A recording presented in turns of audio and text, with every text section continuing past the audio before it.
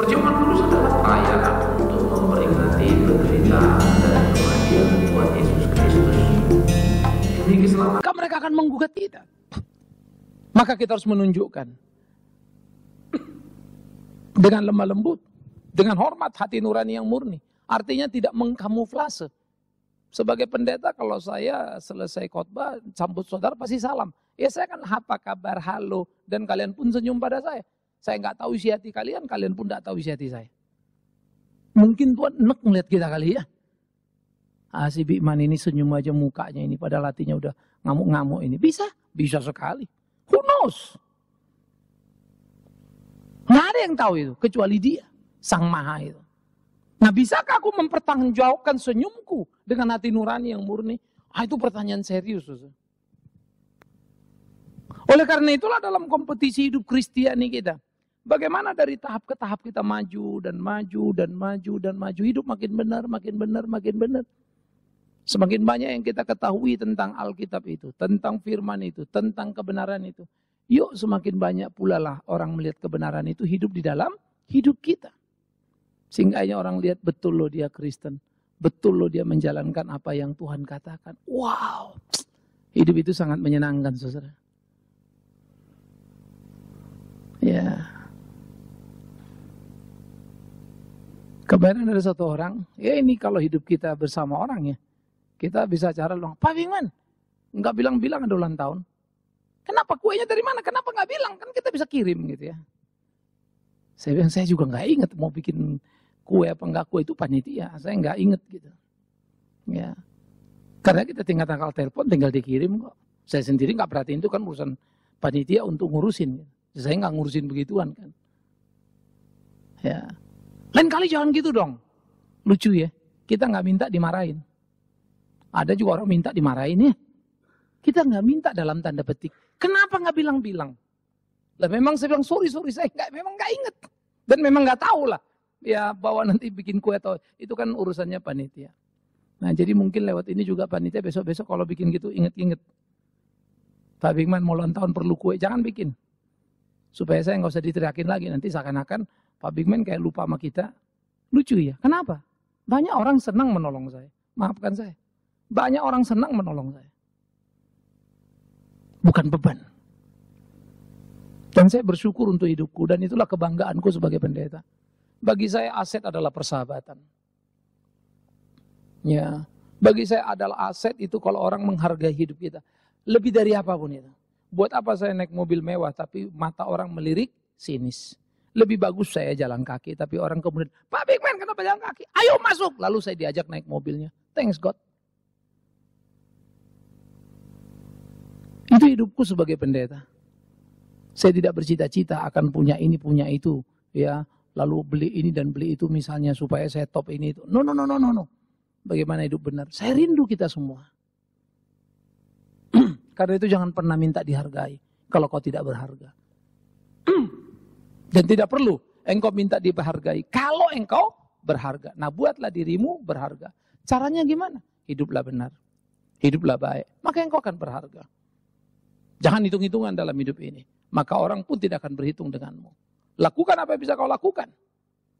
Maka engkau akan mendapat kesukaan. Ya, bicara energi, bicara kondisi fisik. Saya tidak mungkin lagi sekuat yang lain-lainnya. Orang boleh umurnya lebih banyak dari saya. Ya, tapi fisiknya bisa jadi jauh lebih kuat dari saya. Problema jantungku ini berat. Tapi pernahkah aku berkeluh kesah kalian lihat? Pernahkah aku cengeng untuk melayani? Lalu merengek-rengek hanya karena itu? Tidak. Lebih bagus saya mati di mimbar ini terhormat. Ku jalankan tugasku. Daripada merengek-rengek gak ketentuan. Maka aku yakin. Suatu waktu aku mati. Banyak orang kan bercerita tentang itu.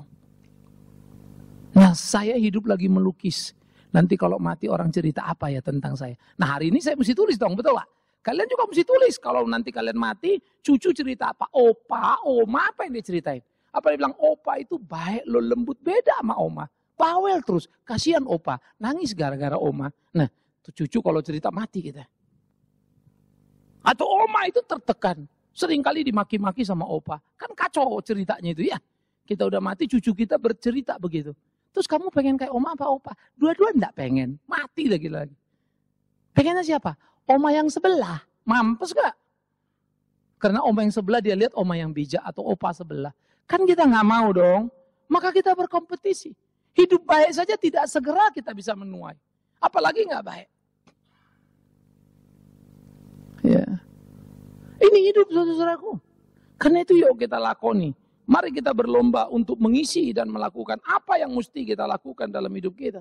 Jangan pernah berhitung. Kalau saya hitung-hitungan, saya nggak tahu lagi Mika bagaimana jalannya. Nggak akan ada itu. Bagaimana Pama itu bisa bergerak.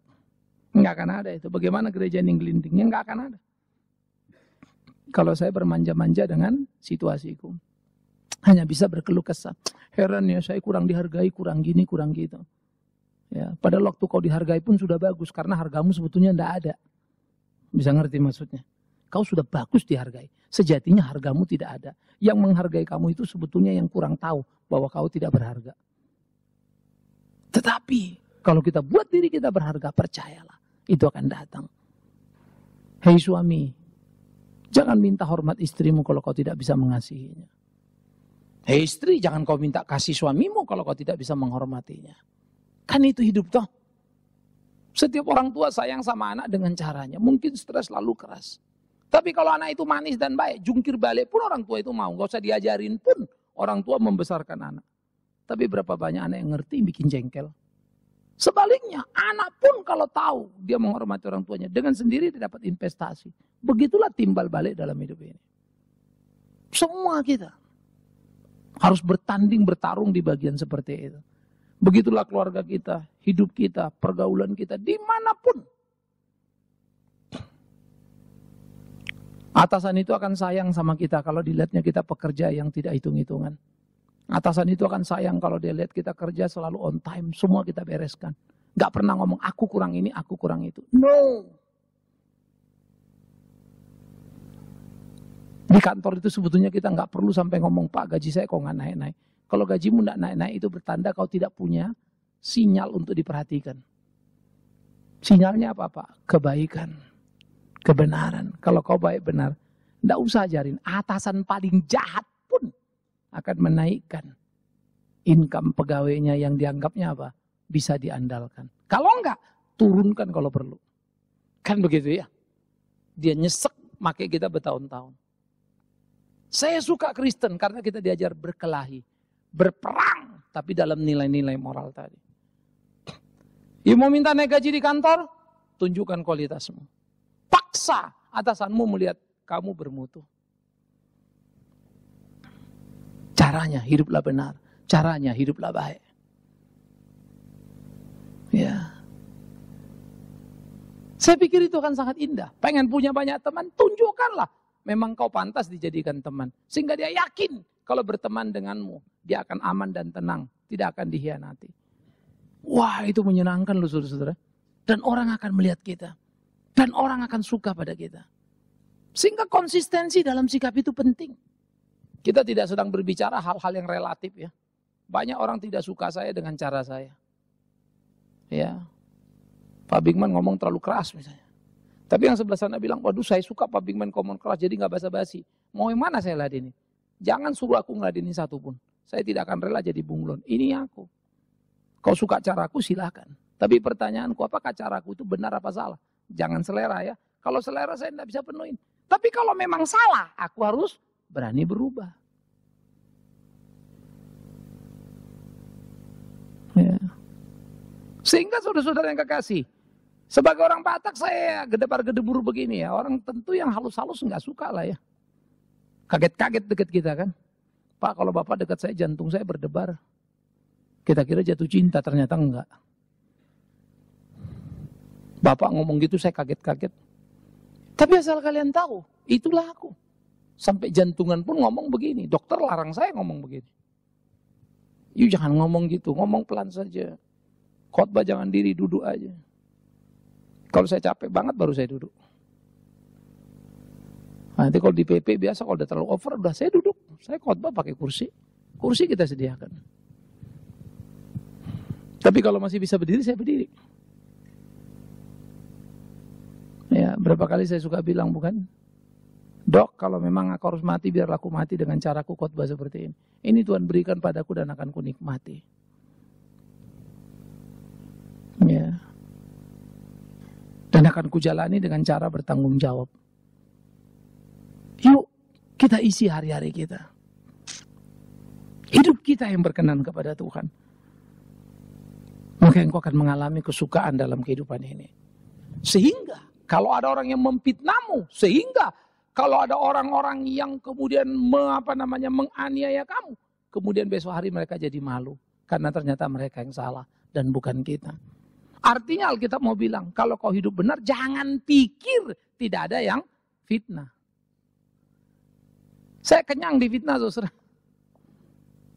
Dari ubun-ubun sampai emosi ke ubun-ubun sana itu sudah mau lepas rasanya kepala ini ya. Sampai kemudian dulu lagi meredup, lalu senyum kecut melihatnya. Akhirnya tenang. Saya sadar betul betapa manusiawinya saya.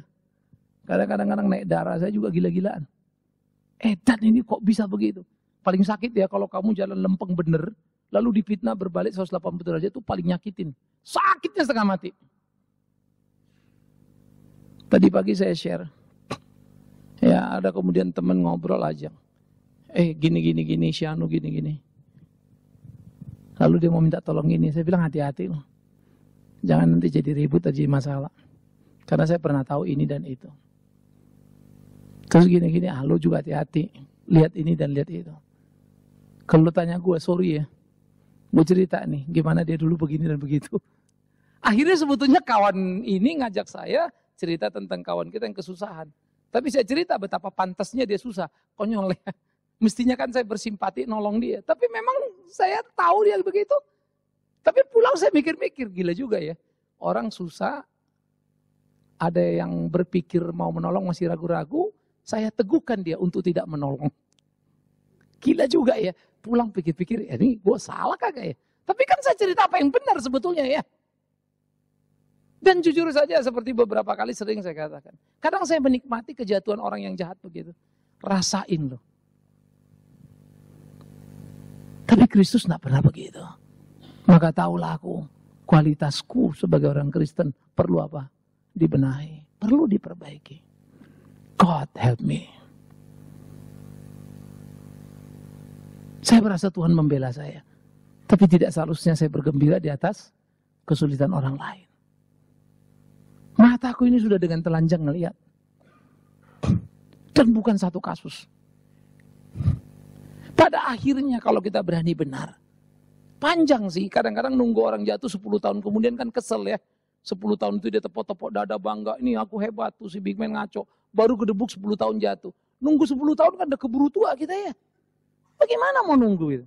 Mau kita langsung diajar Tuhan dia besoknya. No. Tuhan gak begitu. Ada banyak orang menangis-tangis di hari tuanya. Tapi sepanjang muda menuju tuanya dia sombongnya luar biasa. Kita lihat dia dan kita kesel. Tapi baru kita satu kali ngelihat dia itu susah menangis-nangis teriak kapan? Waktu dia tua. Kita senang rasa loh. Tapi kita lupa kita juga tua. Habis senang mati. Gak lama menikmatinya. Itu hidup. Karena kebahagiaanmu bukanlah melihat musuhmu jatuh. Kebahagiaanmu bukanlah melihat orang yang menjahati kau dibalas Tuhan. No. Kebahagiaan hidupmu adalah waktu kau hidup benar. Bahkan ketika kau difitnah. Ketika kau dianiaya. Disitulah kebahagiaan itu ada. Terpujilah Tuhan sumber berkat sejati itu. Terpujilah Tuhan yang luar biasa itu. Disitulah kita diteguhkan. Disitulah kita dikuatkan. Di kesulitan, kepahitan itu. Dan itulah kekristenan, saudaraku yang kekasih. Oleh karena itu lebih baik engkau menderita babak belur dalam hidupmu. Tapi hidup benar. Jangan pernah berbuat jahat. Sekali itu pun membuat kau jadi senang. Kau tipu orang tentunya kau senang. Kau fitnah orang kau senang. Karena orang itu jadi objek pembantaianmu. Tetapi jangan lupa. Tuhan tidak senang. Tapi kalau kau difitnah, kau menderita. Tapi kau tidak membalas. Tuhan membela. Oh God, thanks. Enak ya, Tuhan bela kita. Ya tapi kalau suruh babak belur dulu, kan begitu kita ya. Apa enaknya? Maunya kan Tuhan bela kita sebelum babak belur. Tuhan tidak pernah janji itu, saudara. Oleh karena itulah dalam kompetisi hidup kita ini, mari kita jalani dengan cara yang bertanggung jawab penuh. Melakukan seperti apa yang Tuhan mau. Sehingga hidup kita sungguh-sungguh jadi hidup yang berkenan kepadanya. Hidup kita menjadi hidup yang memuliakan namanya. Maukah? Beranikah? Ini tantangan buat kita. Tapi tidak ada jalan bahagia tanpa kedukaan yang kita cintai. Tidak ada hidup kudus tanpa penyangkalan diri. Mau hidup kudus, sangkal dirimu. Pikul salibmu. Kudus terpisah dari tidak sama dengan. Selalu ingat ya. Kita mau hidup kudus, ini kayak kumpulan aku ini yang ditarik di sini. Terpisah dari sana. Sono jahat, sini baik. Tidak sama dengan sono jahat, sini baik. Sana hitam, sini putih. Beda. Itulah orang Kristen berjalan di dunia ini. Bedanya bumi langit. Cara berpikirnya, prinsipnya lain dengan orang dunia. Itu yang harus kita lakukan. Sama-sama loh, dia buat baik, kita buat baik. Tapi dia buat baik dengan motif, kita buat baik tanpa motif. Motif kita pun kalau ada memang harus adalah bersyukur kepada Tuhan itu. Itulah motif kita. Tak lebih, tak kurang. Sementara dia motifnya, dia berbuat baik supaya orang bilang dia baik. Kita enggak. Itu sebab ketika dia berbuat baik supaya orang bilang dia baik, ternyata enggak dipuji baik, dia marah. Tapi kita berbuat baik malah dijahatin, tidak marah karena sudah seharusnya saya berbuat baik. Tuhan perintah. Value-nya beda banget, saudara. Value-nya beda banget. Ya, ini waktu-waktu ini ya, bulan Mei, sekarang 1 Juni. 25 Juni kita akan berangkat ke Kalimantan. Ya, saya berangkat duluan 24 Juni. Tapi kali ini kayak penungguan yang selalu luar biasa, kayak nunggu apa aja begitu. Kenapa? Karena kita akan bawa 9 anak Papua. Akan bawa juga beberapa kepala 2 kepala suku dan beberapa orang tua dan guru. Untuk lihat nanti di sana lalu balik lagi. Kalau ini sudah running well, gelombang kedua akan datang tiap tahun, ketiga, keempat, kelima. Gitu. Tiap tahun. Ya.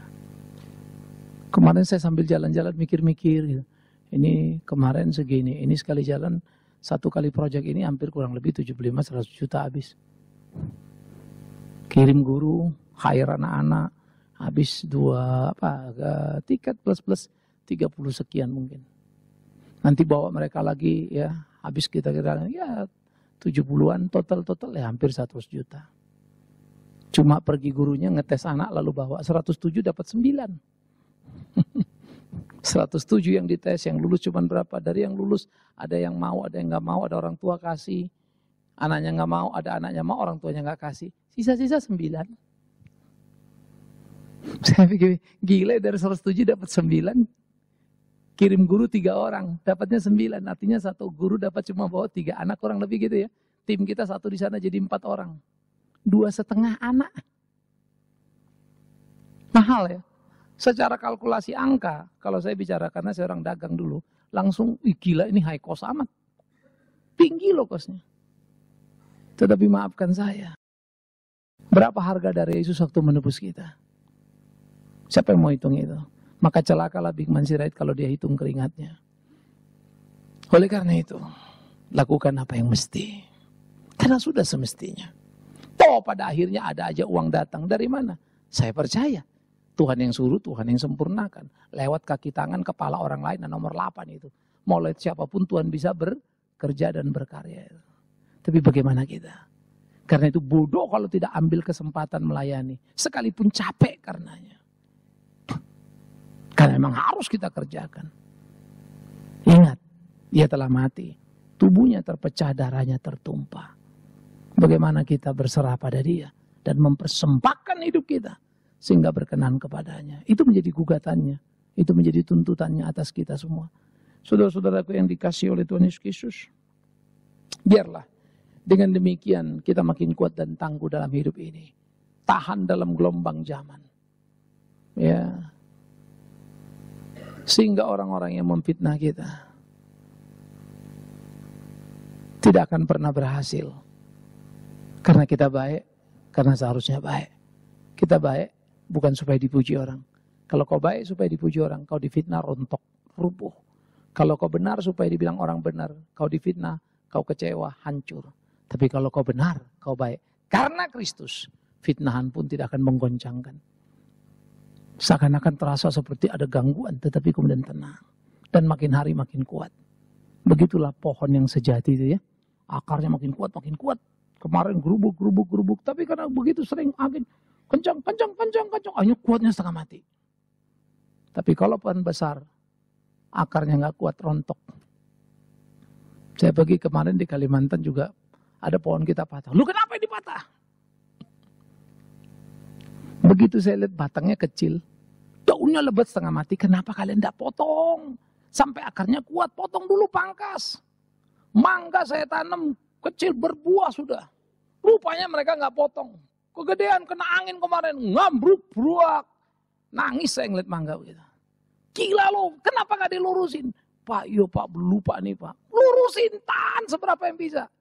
Tapi kemarin udah terlambat mau ngelurusin pun tanahnya udah ngisi lagi di bawah, udah pusing sendiri. Numbunya miring nih. Saya nggak tahu nanti kalau ini bisa tua terus gede gitu miring ya. Saya akan jadikan itu kesaksian. Tiap kali lewat kau lihat mangga miring ini. Inilah pemeliharanya tidak bertanggung jawab. Dan mangga ini akarnya tidak kuat. Itu bisa jadi perumpamaan tiap kali masuk Kalimantan. Itu karena mau masuk itu dia Asrama Putra. Berhenti dulu lalu tunjukin. Lihat mangga ini. Seperti kalau masuk Yeriko kita berhenti. Inilah pohonnya Sakeus. Kadang-kadang saya pikir-pikir ya. Hidup kita ini hati-hati. Ditimpa angin itu. Dia gak kuat. Hati-hati kamu terlalu banyak prestasi. Hati-hati kamu terlalu banyak harta. Kalau akarmu gak kuat, prestasimu, hartamu menghancurkanmu. Jangan takut berprestasi. Tapi tolong berakarlah yang kuat. Jadi jangan pernah berpikir hanya mau menumpuk uang tanpa akar yang kuat. Karena uang itu akan menggilasmu. Biarlah Tuhan menolong kita, Tuhan memimpin kita. Tapi jangan juga bilang, Pak, itu sebab saya uangnya nggak banyak. Karena saya tidak mau tergilas. Padahal karena kau malas. Itu dua hal yang berbeda. Mari kita bekerja gigih. Kerjakan apa yang Tuhan mau. Supaya kalau kita naik, tidak lupa diri. Kalau Tuhan angkat, kita tidak besar kepala. Itu bagian dalam proses pembentukan kita. Oleh karena itu sekali lagi ingatlah, kuduskanlah Kristus dalam hatimu. Sebagai Tuhan, siap sedialah. Kalau banyak orang datang dan meminta pertanggungjawaban. Kau Kristen, mana Kristenmu? Kau katanya percaya pada Kristus dan mati masuk surga. Kenapa kau takut di hidupmu? Engkau harus bisa jawab. Dan kalau mereka bilang, kenapa you nggak takut? Baru benar.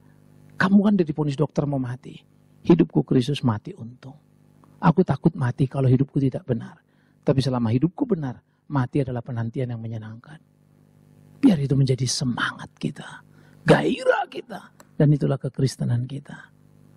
Amin. Kita tunduk kepala. Kita ambil waktu teduh sejenak. Kita berdoa.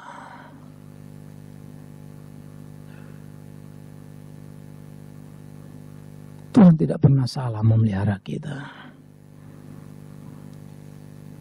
Tapi kita yang sering kali salah menjalani hari-hari kita. Bapa di surga, terima kasih. Darah-Mu kudus menyucikan dosa kami. Sudah semestinya kami hidup kudus seperti kehendak-Mu. Firman-Mu mengingatkan hidup kami adalah pertanggungjawaban sekaligus kesaksian bagi dunia. Tuhan tolonglah kami. Supaya kami boleh memuliakan nama-Mu di hari-hari kami. Dan perjamuan kudus selalu mengingatkan kami akan persekutuan pribadi kami dengan-Mu ya Yesus Kristus Tuhan kami. Terima kasih. Tolong kami di perenungan kami. Tolong kami di perjamuan kudus kami. Demi Yesus Kristus sumber berkat sejati. Kami berdoa, kami memohon. Amin. Saudara kita bangkit berdiri dan kita akan bersama-sama mengikrarkan pengakuan iman rasuli.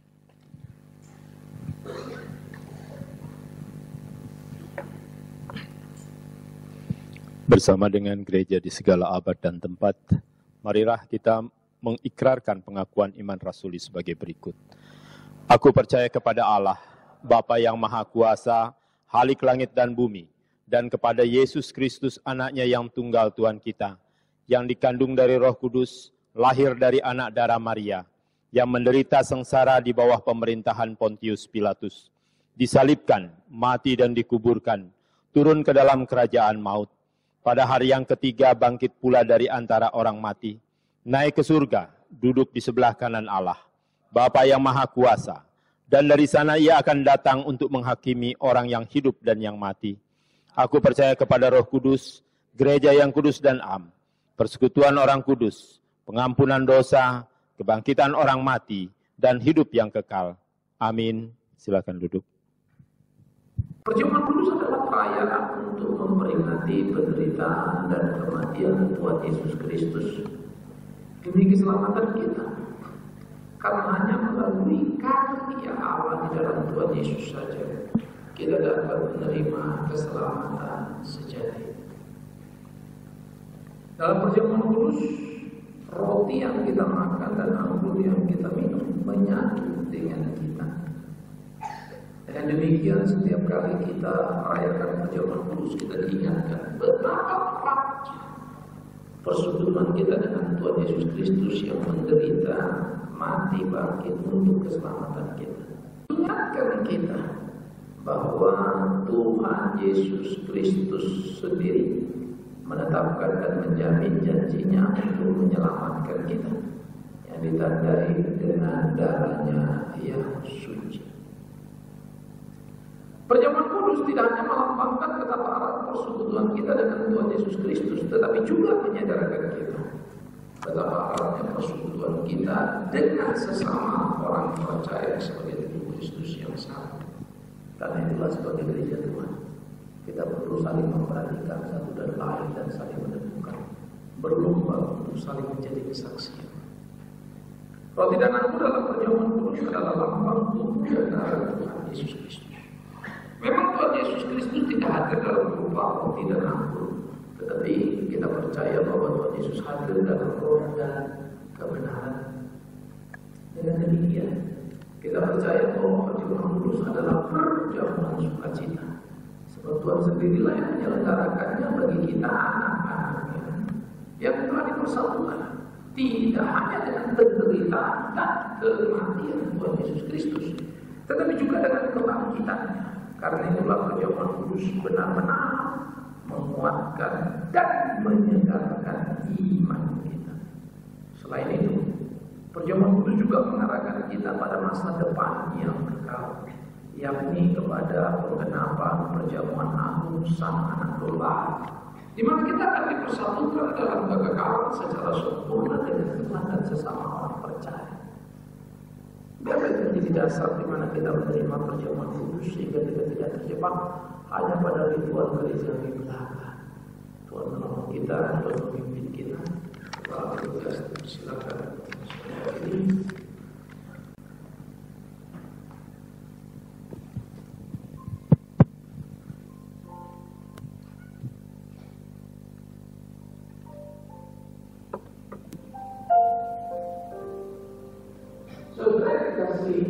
Tidak perlu membuat pasti bagi kita.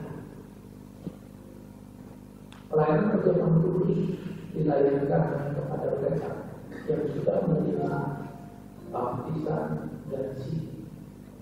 Namun dalam perjamuan kudus ini janganlah kita terpancang hanya kepada roti dan anggur yang ada, tetapi dia adalah iman percaya kita berikan kepada Kristus yang menjadi pusat dari perempuan.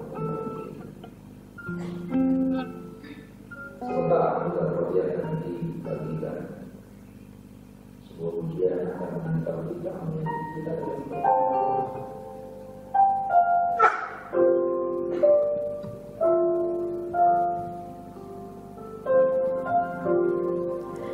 pada satu bukit jauh dari sini, lihat salib Tuhan berdiri.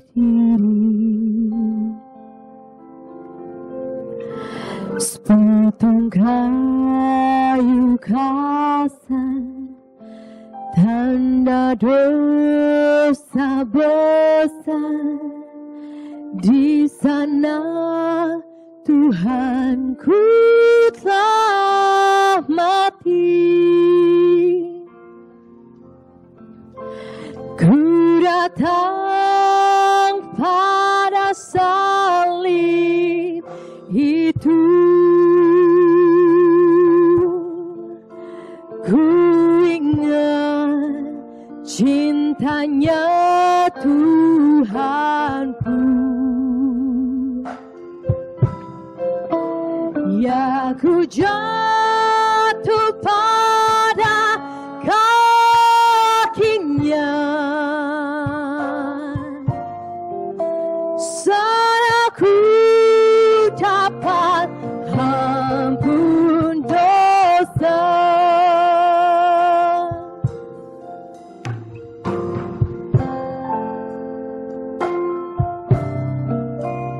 Oh kayu yang kasar, yang dihina dunia, berikan kelepasan yang kekal.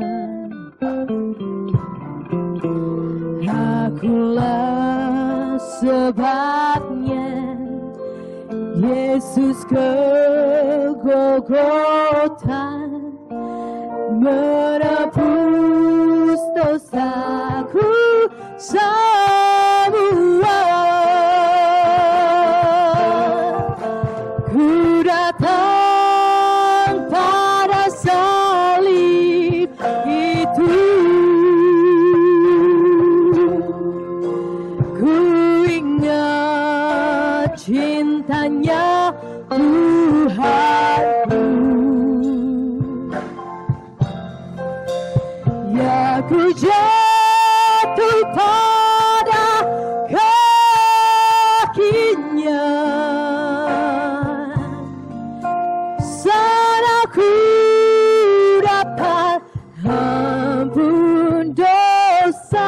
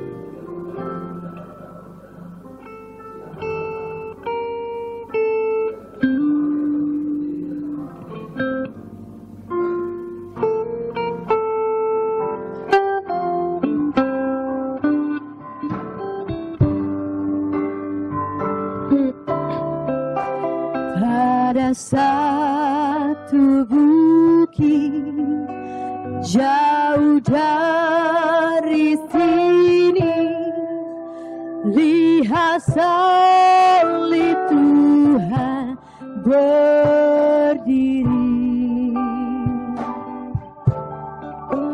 Sepotong kayu kasar, tanda dosa besar.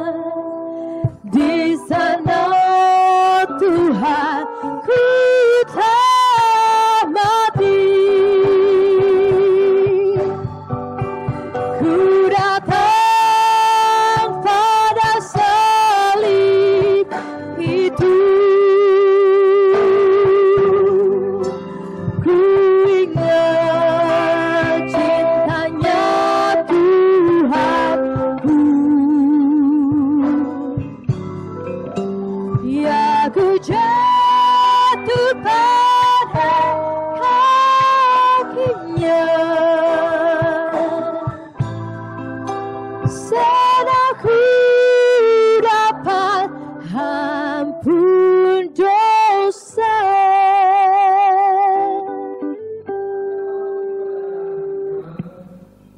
Roh yang kita bacakan ini mengingatkan kita akan Tuhan Yesus Kristus yang telah sungguh-sungguh mengorbankan dirinya untuk keselamatan kita, seperti pada waktu malam ia diserahkan, diambilnya roh dan berkata, hilang tubuhku, dan diserahkan bagi kamu. Perbuatlah itu menjadi peringatan akan aku dalam nama Tuhan Yesus Kristus. Maka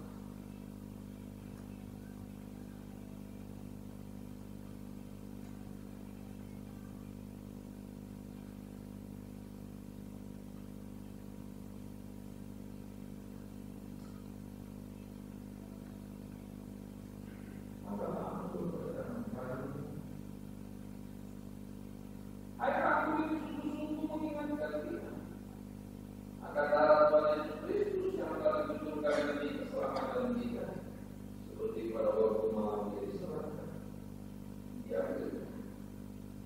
Sama itu berkata, inilah padaku perjanjian yang telah dimakan bagi banyak orang untuk pengampunan dosa. Berbuatlah itu jadi peringatan akan dalam nama Tuhan Yesus Kristus.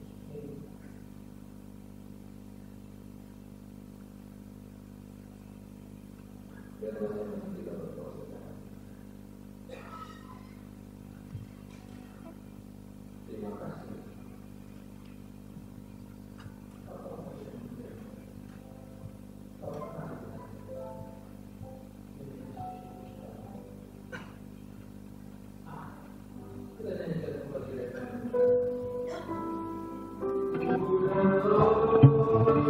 Pada salib itu ku ingat cintanya Tuhanku,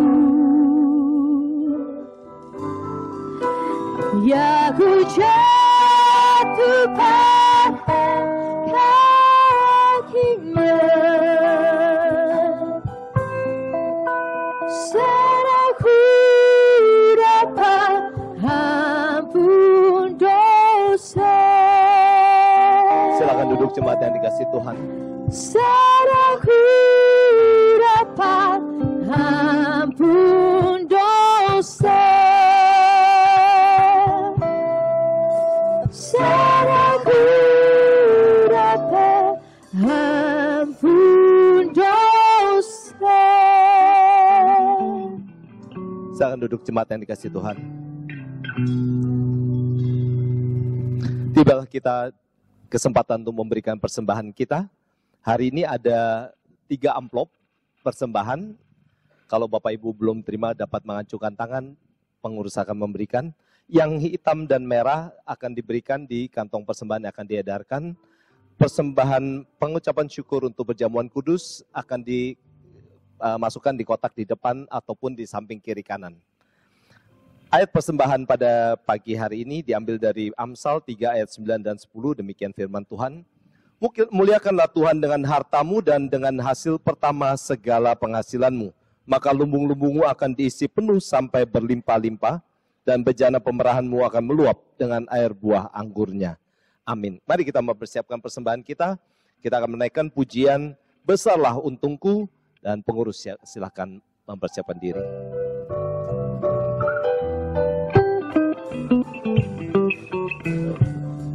Besarlah untungku jika Yesus milikku, bersuka jiwaku karena damai yang penuh.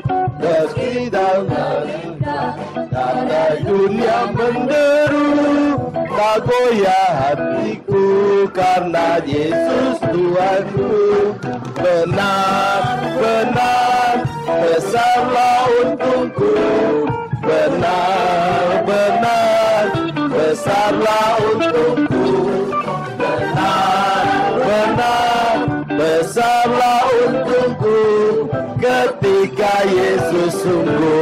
tetap milikku. Kendati banyaklah hartaku di dunia, hatiku tak resah, tak bersuang terkesan. Karena ku sungguh tahu tidak Yesus milikku. Tak sia-sialah segenap usahaku. Benar-benar besarlah untungku. Benar-benar besarlah untungku.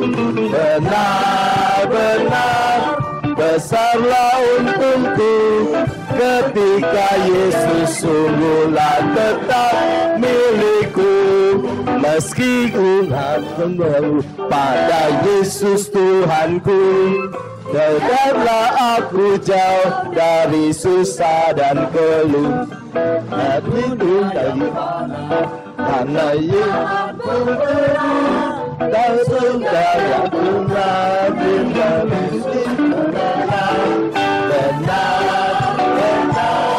besarlah untukku. Benar-benar besarlah untukku. Benar-benar besarlah untukku. Ketika Yesus sungguhlah tetap. Hanya musik.